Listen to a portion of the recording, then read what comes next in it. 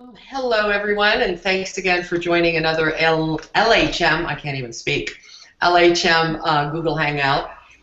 Today we have link building with hummingbirds with Debra Mastaler. Just real quick, a quick intro on Miss Mastaler. She's based out of Fairfax Station, Virginia. She's the president of Alliance Link, an interactive marketing company that's focused on providing link building consultation and blueprints. Alliance Link has been in business since 2000 and currently has a small but dedicated staff of people for providing services. In addition to client projects for companies of all sizes, Debra is a featured guest speaker at Search Engine Strategy Conference, SES, Search Marketing Expo, SMX, and is a guest blogger for Search Engine Land and Search Engine Guide, and is also the link building moderator at SEO Book Community Forums. That's a mouthful. You are just a busy bee. In my defense, I sent Doc like a 3-sentence intro, this morning. So well, but you deserve. It didn't make it down there. No, you deserve paragraphs full. Anyway, last but not least, I also know that Debra is branching out in a new direction. So would you care to tell us that one, please, Debra? Oh, thanks, Gabs. I am going to, and I'm really not in a position yet to announce the whole thing, but I'm going to try to slowly phase out of the link building aspect, or what we know is link building, and really focus more on content influencer and link marketing. This new company, not really a new company, I guess, but a new type of tactic and strategy that we're putting together and will offer as a service. I'm hoping this time next month it goes live. So I'll do a blurb, on Twitter and without, into the community and let everybody know. But I think it really mirrors what's happening more so now, online and in marketing in general, especially with the advent of mobile and some other features that we have. So it's kind of exciting changes. Yeah. Also, of course, joining us is Doc Sheldon, our LHM co-author,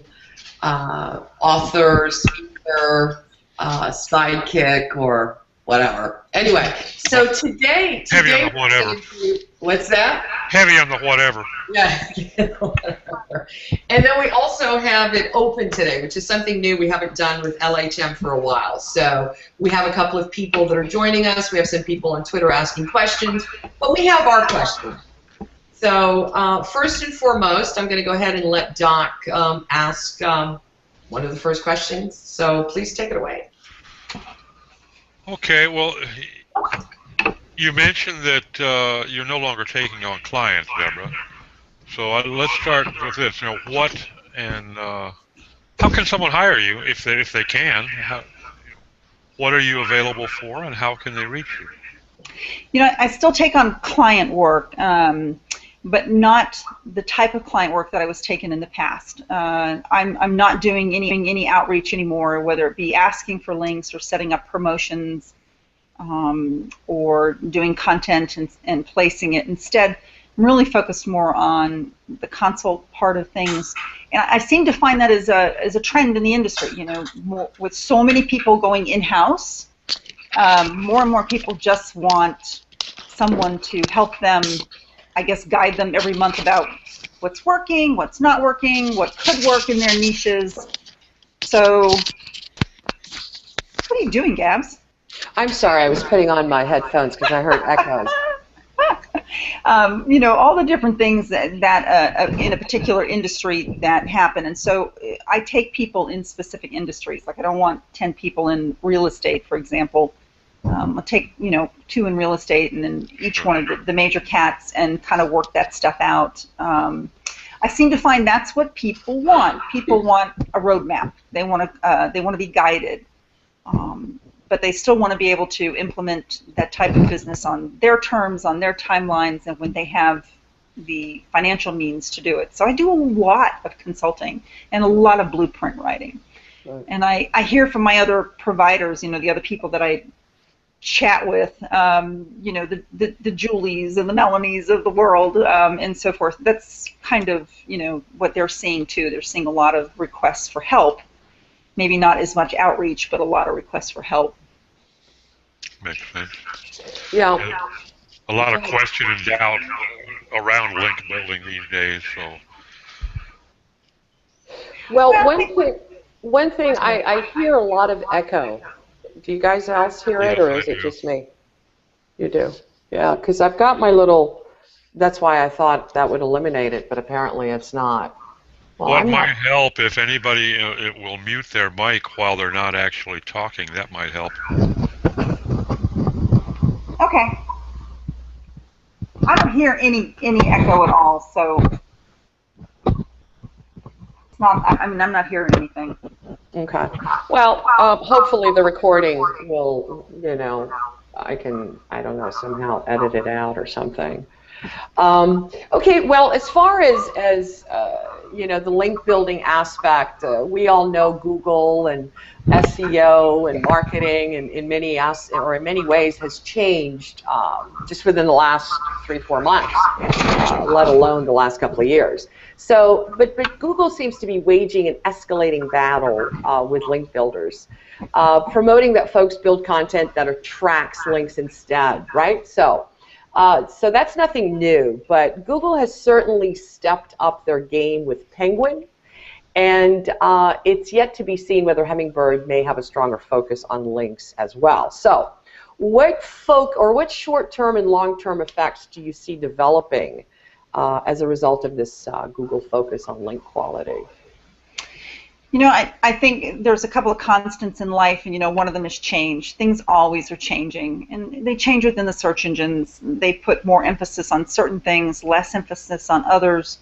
Recently with Hummingbird, that has come through.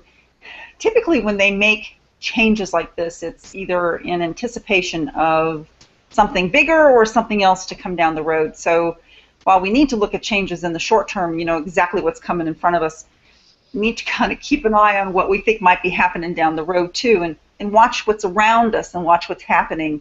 Sometimes it's not always really evident, but if you keep an eye on things and you watch things and you keep an eye on your results, you can see these changes over time. You can kind of anticipate what might be coming up ahead, especially if you're listening carefully into the community. How are things going to move into the future, Gabs? I have no idea. It's always fun in this job to come and listen to what's going on every day. I do think there is going to be a continued emphasis on content, but I think the emphasis for search is going to be more focused on what's going on offline, perhaps, than what's going on online, in that less people are using their desk machines and more people are using their mobile machines. Right. Or smaller machines, if you will. And so that whole mobile space, I know people always say, oh, mobile is coming. Actually, mobile's been here for a while. What's happened now is people are more used to it and finding ways to use it, and there are more applications and there are more programs to use on mobile, so people are more dedicated to it. And I also think that's true for certain demographics. Not all demographics are as heavy mobile users as others. Definitely the younger demographic, and tends to, in some markets, tends to be more female, some markets more male. I think that's what you're going to see. You're going to see some changes online to work with what's going on offline. And again, mostly from a technology standpoint. And then there's the whole issue too with advertising. Google is first and foremost an advertising company.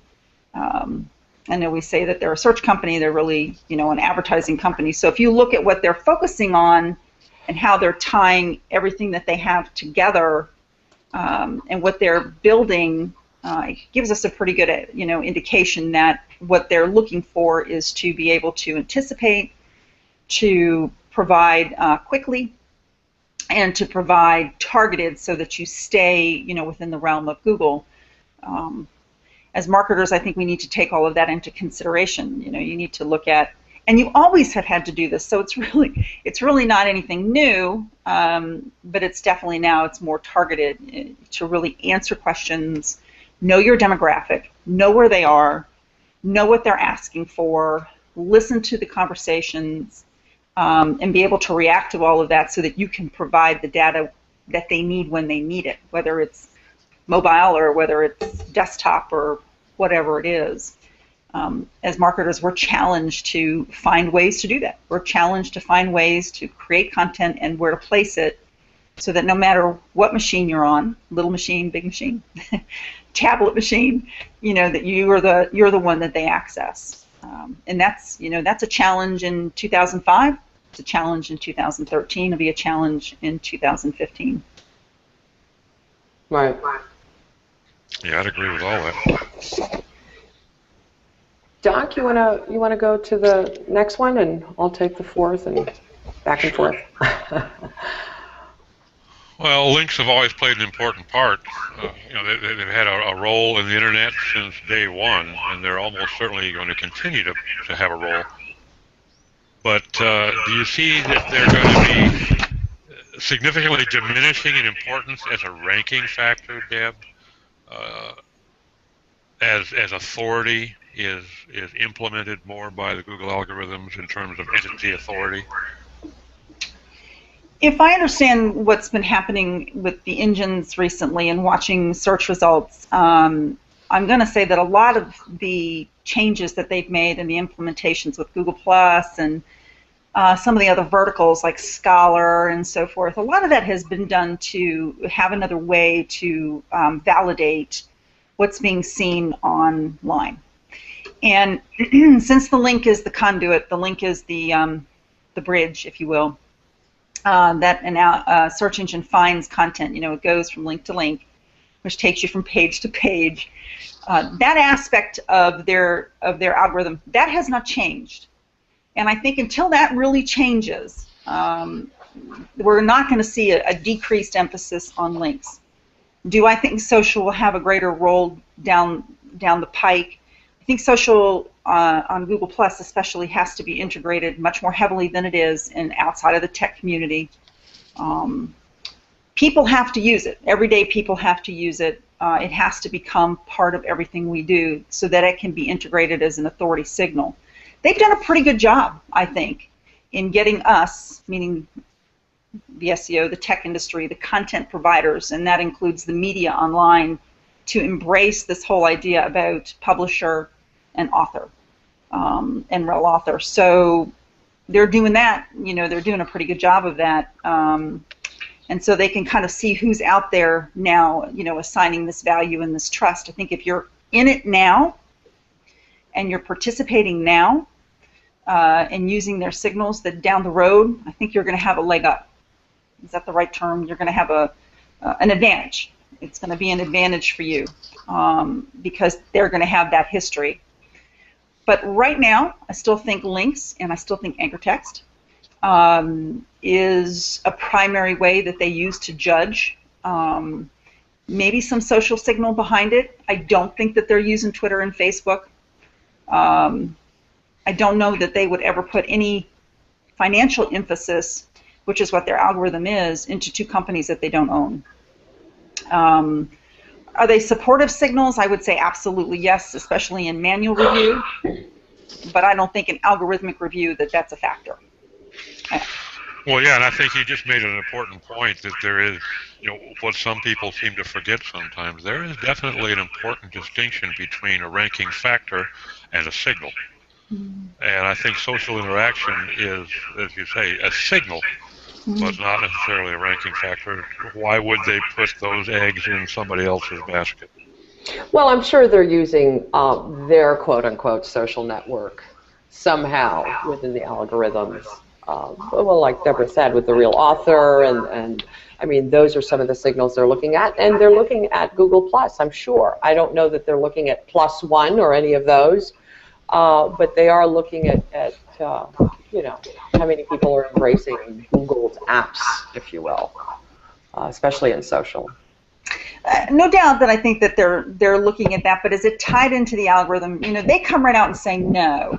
Some people would say, oh, we can't believe anything they say, or take it with a grain of salt, or, it's da-da-da, whatever.